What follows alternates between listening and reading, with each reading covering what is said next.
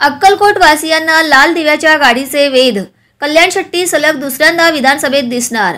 7वी विधानसभा निवडणूक लढविणारे काँग्रेसचे माजी गृहराज्यमंत्री सिद्धाराम म्हेत्रे यांच्या मदतीला पोलादी पुरुष अशी ओळख असलेले भाजपाचे माजी आमदार सिद्धरामप्पा पाटील, जिल्हा परिषदचे माजी उपाध्यक्ष शिवानंद पाटील, रमेश पाटील धीमतीला असतानाही भाजपा सोलापूर जिल्हा पूर्व अध्यक्ष आमदार 250 अक्कलकोट विधानसभा मतदारसंघाच्या इतिहासात सर्वाधिक 38,000 मताधिक्य कल्याण शेट्टी यांच्या नावावर असलेला विक्रमही आमदार कल्याण शेट्टी यांनी तोडून 49,000 पेक्षा अधिक मतांचा विक्रम केला आहे।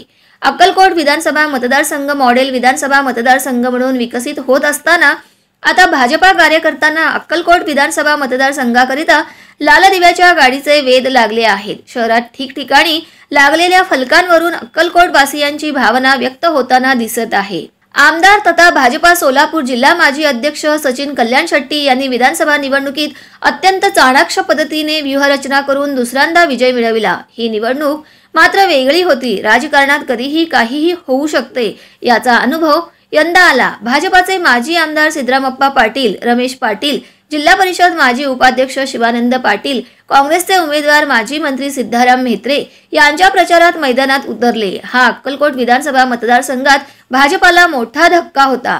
मतदारांनी मात्र भाजपाचेच उमेदवार सचिन कल्याण शेट्टी यांनी केलेली प्रचंड विकास कामे आणि पोहोच म्हणून आमदार कल्याण शेट्टी यांना 2019 मधील निवडणुकीपेक्षा अधिक मताने विजयी केले।